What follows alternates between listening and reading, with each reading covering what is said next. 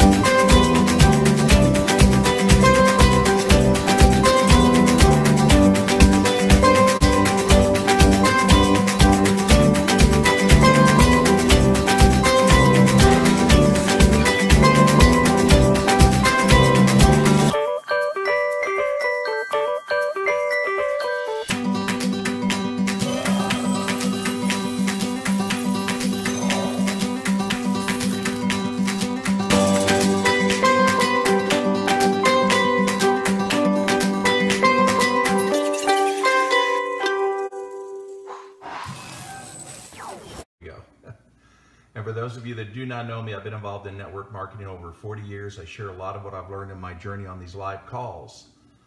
I started in this business totally broke. I sold a junk truck to get started, put $200 into my business, and that was almost 28 years ago. I've been full-time. It's been awesome. If you have to work, there's no place like home. So from home is where I'm talking to you now. And so I'm gonna acknowledge some great people jumping on. John in Salt Lake City, what's happening, dude? Hope you're doing well. Hope everything's going good for you. And also another John, spelled differently, from Baltimore. Good to see you, John. And Jody in Alabama. Nice to see you, Jody. Hope you're doing well. Charles in Georgia, how you doing?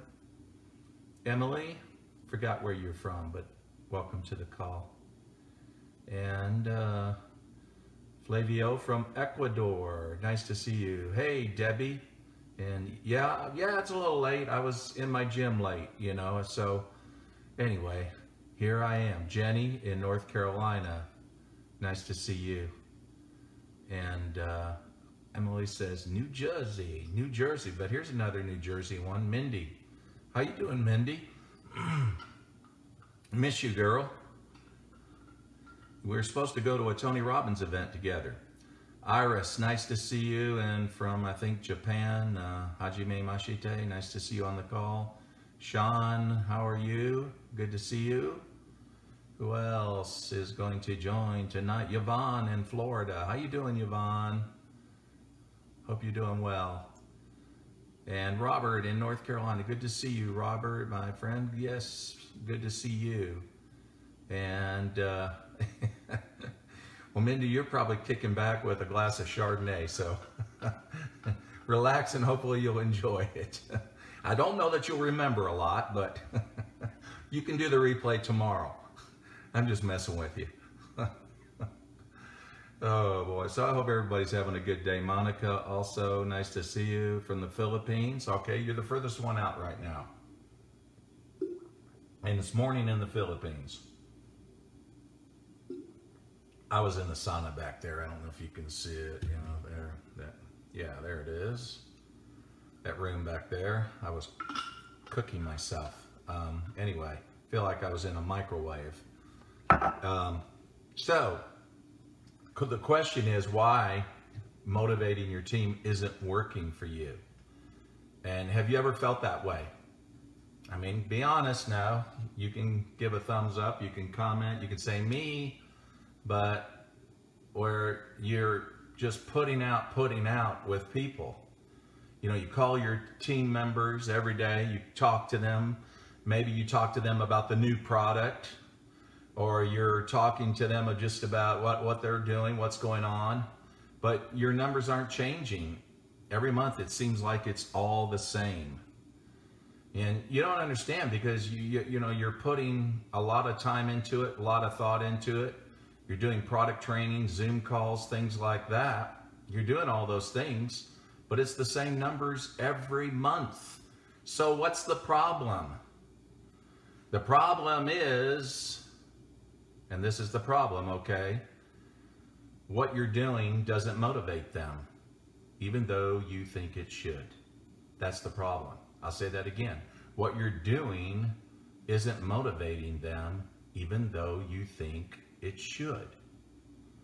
And why is that? Well, here's what we have to do.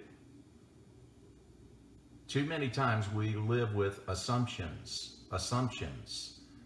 that because I joined in this company and I made this decision to do this, everyone else is going to be just like me. Of course.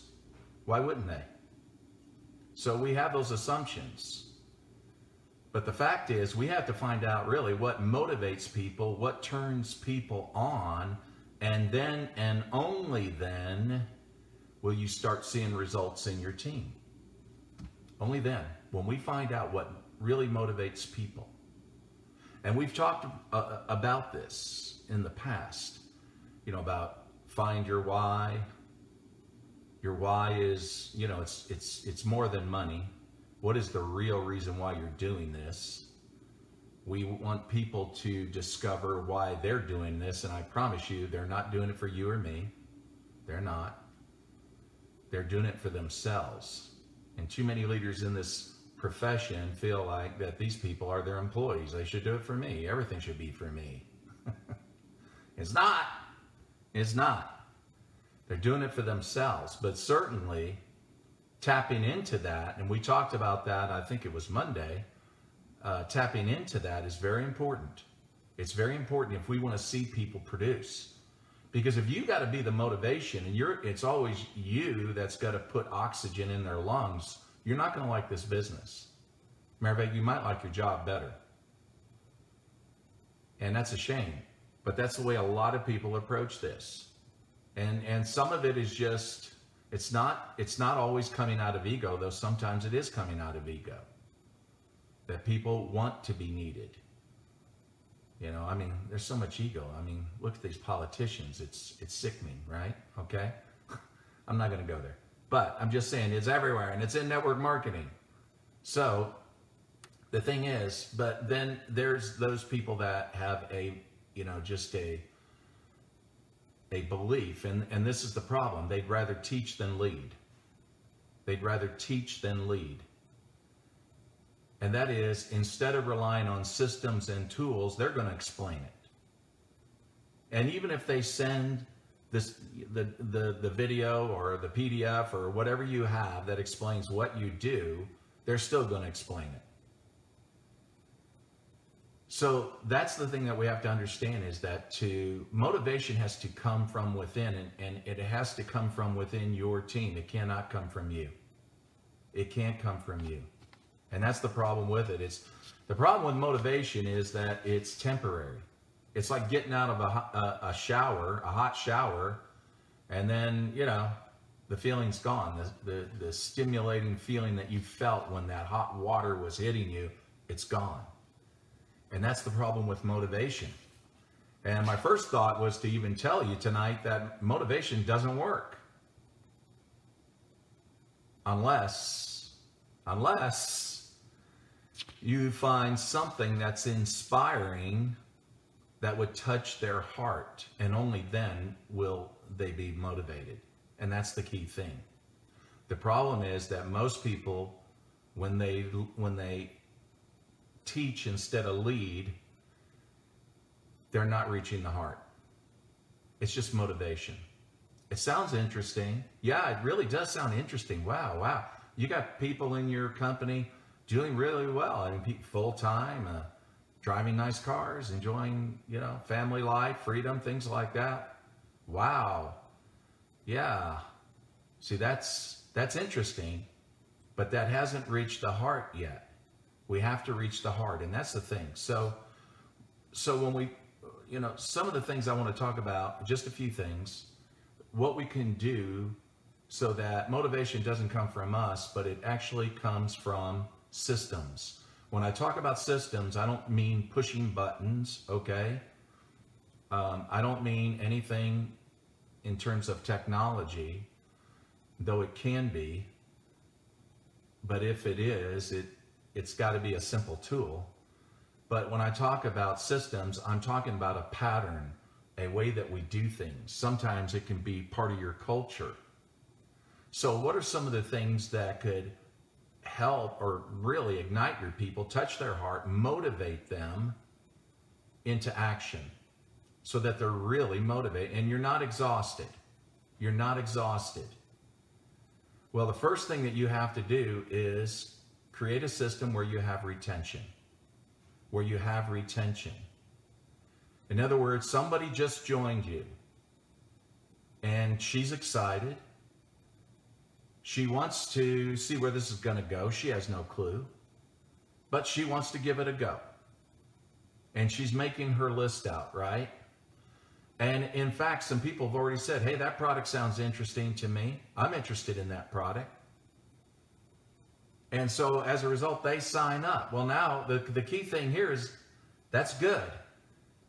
What we want to do for that new leader is help her get those people back the following month, and then the next month, and then the next month, and then the next year, and then the following year.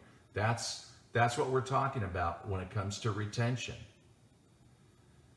Keep this in mind. The first thing you have to do with that new person, and again, just because they joined your business, it doesn't mean the business is in them.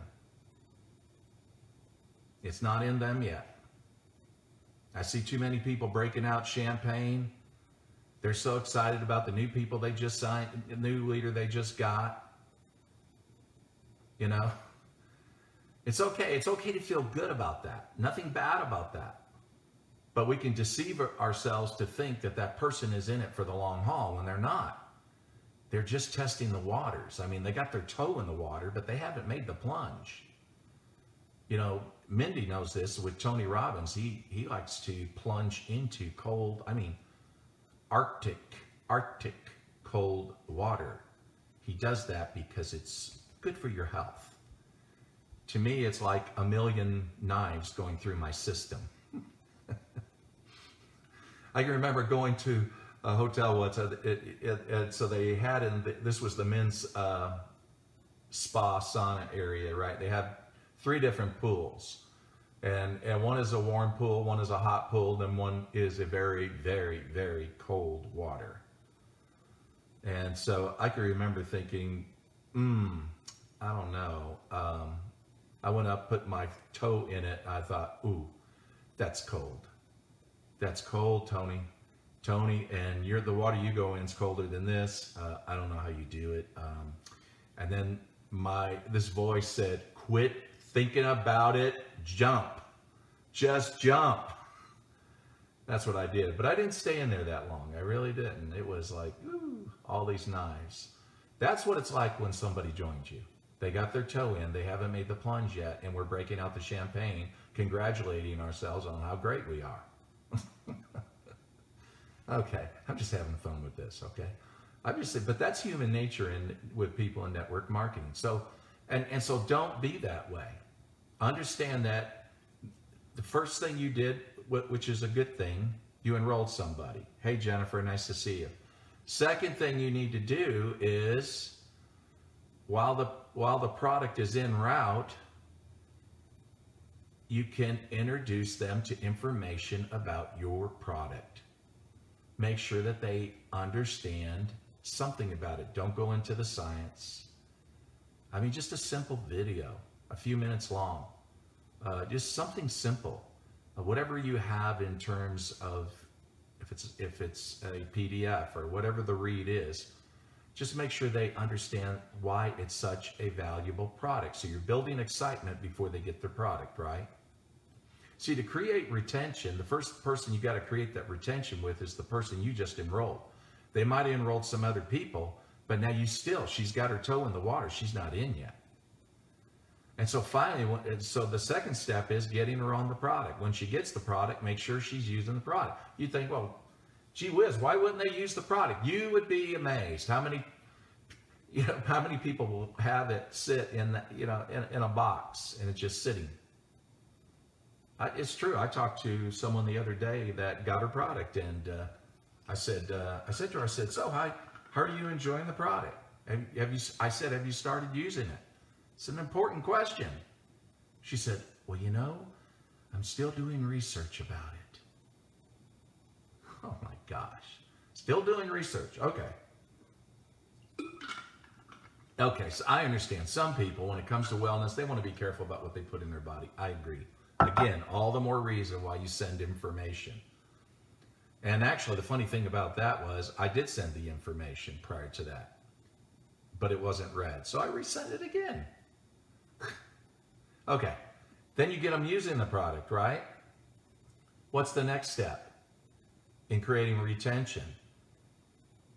The next step is that you got to get them to the break-even level. The break-even level. Again, they got their toe in the water. They don't know anything about this. They're just giving it a go. So the break-even level means whatever it costs for them to be a bona fide member of your company, whatever that is, how many people do they have to sponsor? What is your classic order that everybody comes in with generally? And how many of those people do they have to have enrolled in order to recoup the money that they're spending out on their own products every month? That's your first goal in retention. Your first goal is get them to the break-even level. Now the husband doesn't hate the wife so much. Oh, why did you do that? Now you're running up our credit card every month. No. We want to shut him up, okay? So the best thing we can do is help them get to the break-even level. So whatever that is, you got to figure that out. I mean, I know. Two who get two, you're done. You broke even. That's 6 people in your team. If you're using the product, you're using it for free now. It's not costing you anything. So that's the next step. Then, following that, what is the next step after that? Get them in profit. That's how you create retention. That's how you motivate a team. See, again, now, her toe's not just in the water. She stepped in a little further. Now her ankle is in. And she's saying, wow, interesting. Okay. Get them in profit. In profit can mean just a few $100s, but that first month, you want them to earn some money. Get to the break-even level first. Profit is next. Once they earn profit, that's very important. It's very important to the psyche, because now the mind is saying, this works. This is not on trial. If I keep doing what I'm doing, that means my money will increase. That's very logical and very true. And that's what you want to do. Now, having said that, the people that he or she brought in you're also going to want to drop down there and welcome them. If you have Facebook groups, add them to it. Make sure that you have a culture in your Facebook group where everybody welcomes these new members. Hey, welcome to the group. You're going to love it. We're so glad you're here. Make them feel welcome. If you have a product group, what else helps retention is people want to know, does the product work? Now, whether it's a wellness company, whether you're in skincare, whether you're in cosmetics, whatever you do, does the product work? How do you validate it? And that is if you have a Facebook, or if you have a group, or if you have another platform that you invite your members into it, or even people that are taking a look at your product, they're interested, and your members want to invite that person in to see what, how people are sharing their stories, what the product has done for them, things like that. And I'll tell you another thing too. If your company, I'm not against companies, network marketing companies having their products on Amazon, and I'll tell you why. Now people are going, "Arr, Amazon, our competition." No, I'm not against that, and I'll tell you why. It can be a very good thing because a lot of network marketing companies, not a lot, any intelligent, successful network marketing company is, I'll rephrase the question. Think about it. What department in your company is probably the most staffed department in your company, has more people working in that, and is busier than anything else? Who do you think it is? Or what do you think it is? Probably a lot of you are thinking distributor services. I'm going to tell you it's compliance. It's compliance. Because social media changed everything. It changed everything. If somebody made a claim, hey, this product cured this and all that, a few people heard them, that's it. It's not going to go any further than that. Do it on a Facebook page, then you got tina.org, or you got, that's Truth in Advertising, by the way. It's a watchdog group. They hate network marketing. And you got the FTC and all these agencies watching claims people are making in social media, anywhere in the internet, okay? And they've got a technology that looks for keywords. Network marketing companies, products, keywords, things like that. And then that's it. And then when people make claims, then it gets companies in trouble. So it's a real problem. So and the reason why I said that is, why do I like Amazon? Why do I like Amazon? If the company does it right and they don't have distributors selling on Amazon, because I think it's important that if a company if they become the exclusive seller, just like Apple sells Apple products, Sony sells Sony products, right? There are Apple distributors, there are Sony distributors, that's true. But they have to be approved by Apple, and they have to be approved by Sony, and that's true for other companies. But here's my point. My point is, if a company is selling their products, but they're selling their products, let's say 30% higher than what a customer or what a distributor would pay for, then who would want to buy? They'd rather join and buy from you and save 30%, right? That makes sense. But here's where I'm going with this. But for example, if you go to some companies and you look at their products and you read the reviews can be an incredible tool for you. They can be an incredible tool. I mean, for example, I can think of one product in our company that probably has 900 reviews, and they're powerful. And guess what? What's great about that is none of these people are in the compensation tree. So they're not benefiting a distributor. And so they're not in the company. Therefore, these are not distributors or customers that are signed up in this case, in our company, that are making claims. These are just people who bought products on Amazon and they're sharing their experiences. The FTC doesn't do anything with that. They don't do anything with that. It's a powerful tool. Somebody says, well, do your products really work? Oh, look at the reviews on Amazon. Okay. And they come back, oh my God, and then, but it's 30% higher. Yeah, that's right. So you can enroll and save money. So other network marketing companies that have that approach, when we talk about what you said, what does that got to do with retention? Here's, again, going back to people want to know, does your products work?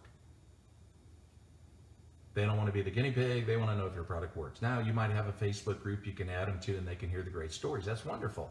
Either way, it doesn't matter. But I'm saying that sometimes people, they think that's a negative thing if their company is on Amazon. It's not a negative. Here's the problem. The problem is if Amazon doesn't recognize your company as the official distributor, then anybody can sell. And that means anybody that joins your company, if they decide, hey, I decided I'm not going to do this business, then they put it on Amazon and they sell it for half what, what it would cost people if they bought it from you. And that creates a big problem, a big problem. So companies becoming the official distributor, it makes sense, because what they're trying to do is protect the distributor. They're trying to protect the field. And at the same time, they're jacking up the price so high that they're driving people to you. But at the same time, some people don't mind paying. And then they leave great reviews, and that's a tool.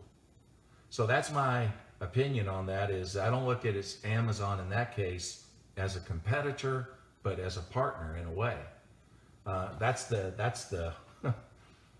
It's a tool. So retention, people want to know do your products work. And so groups, or if you have a platform in a website where you can add people and they can be educated and they can hear the stories, they just want to know, does it work? All that is very important. So you say, well, what does that got to do with motivation? That has everything to do with motivation. Because here's the thing, if people are keeping people, if we are keeping people and people keep coming back, then your leaders are making what? Money. That motivates them. Money motivates them. That's right. That's why they join. That's one of the reasons, not the only reason. But yeah, so it's confirmation that your opportunity is working. So that's number one, is retention. If you want to motivate a team, it's not about singing a song, calling them every day, trying to inspire them with something you read somewhere. Again, create systems that create, or a system that creates retention. And so a number of those things can do that. Now here's the second thing, and it's obvious. If you want to keep people, and if you want to motivate people, recognition, pour it on. I mean, if they signed up and they sponsored a few customers and they have 500 points, make a big deal about it. Or $500, however, whatever language your company uses, make a big deal about it. Take a picture off their Facebook page and do a hoorah in the group and say, hey, so-and-so achieved the 500 level. Has already got 500 points or $500 in their group of sales that they've made, customer sales. How do you think that person feels?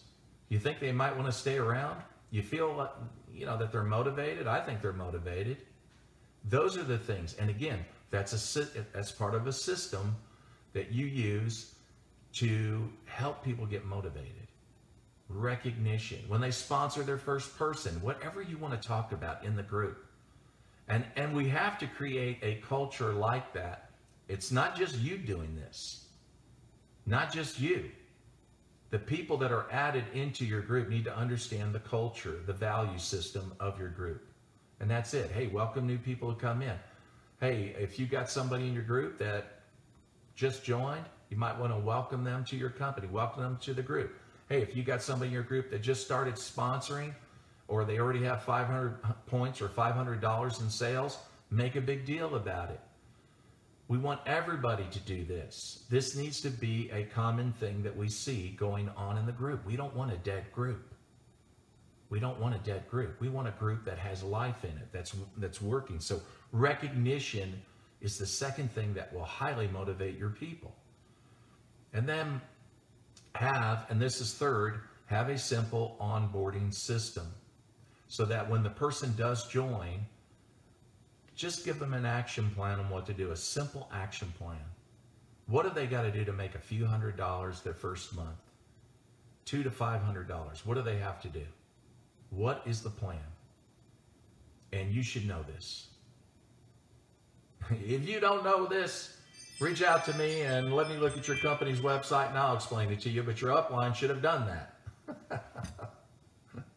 But have, a simple onboarding. And if that means a video where you, in 3 or 4 steps, you explain what to do to make X amount of dollars, then at least now they know what they need to do. They come in, it's all fog. It's all fog. But see, once you get them to that point now, by the way, once you've recognized them, they're already taking the plunge in that cold water. And they got a smile on their face.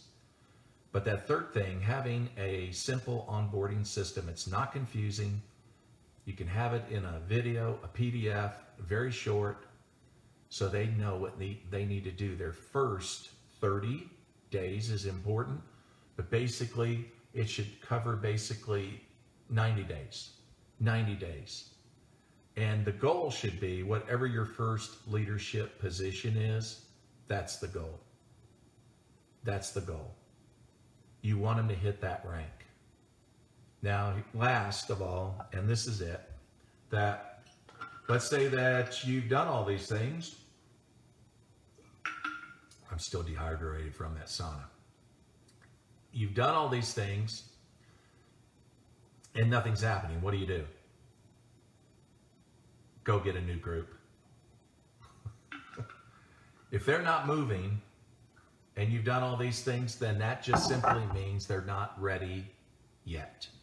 Now, you can make them in a way, or motivate them in a way by doing this, getting another group. When they see that you're spending time with another team, and that team is, you're adding these people into the same group they're in, they're being welcomed, and then they start seeing what that group is doing, that they're sponsoring people, and you're acknowledging it, you're blowing the horn, you're making a big deal. This other team that wasn't moving, what are they going to do? They get jealous because they're not getting your time anymore. And they understand that to get your time, they've got to step up and start doing it. And that's the key. Once they get that message, they have a choice, and hopefully they'll engage. Hopefully they'll do that. And if they do that, then awesome. If not, if they're just going to remain customers, then that's just what they are. We got to see things for the way they are. We got to live in reality, not fantasy, right? I had to tell myself all the time, what do you got here? What do you got here?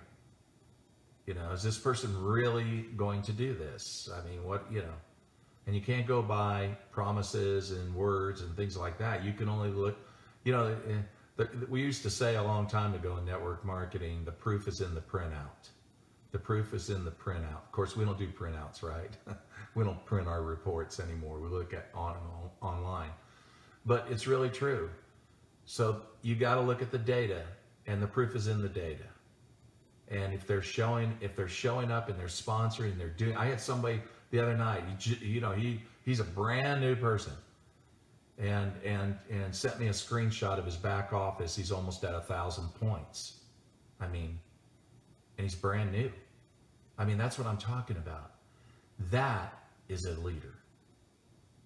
Those are the people that you're looking for, not people who are, that you have to wake up every day and you dread it and you got to motivate them. Follow this plan on creating systems that motivate people. And that first, again, was the goal is retention. You have to create retention in your team, and then recognition. Third, make sure you have a good onboarding system. That's very simple. And fourth, if they're not moving, go get a new team. And that's what you do to keep not only a team motivated, but to keep yourself motivated. Because you got to start with you, right? I mean, I wake up every day. It doesn't mean I'm motivated. It's an inside job. It's not something that sometimes we naturally default to things that are not really in our interest. I'm talking about our moods, our thoughts, whatever it is. So we have to take control of that. And that's what you have to do, but you got to start with you. But follow these steps, and I think you're going to do fine. So I'm just, again, giving you a shout out from my gym. I got on a little late tonight, but it was really interesting. Some of you follow my page, then I live across on a mountain across from the Great Smoky Mountains National Park, and so the bears live here on this mountain because they don't know where the line is on the park, As far as they're concerned, this is part of the park. You guys build houses here, man. This is our place. This is our land. Okay, so anyway, but the bears were out rumbling in the back. I could hear them growling and fighting, and mother with cubs. And anyway, interesting. Then I have a naughty bear. I call him Cub because he's a 1-year-old. We call him a yearling.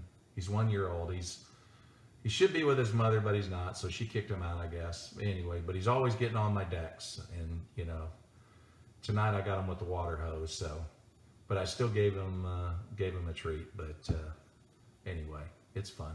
Living around nature is fun. So everyone, thanks for getting on this call tonight. I hope it was helpful, some of this information. Emily, good to see you, or Frank in the Philippines. I hope you're doing well. And yeah, I miss being in Manila too. And all of you, thank you for getting on tonight. I'll see you for sure Friday, right? Friday we're gonna do a Q&A on Friday evening. So come up with some good questions. Talk about whatever your problems are, what your challenges are. And let me see what I can do to help you. Thanks for tuning in tonight. Take care.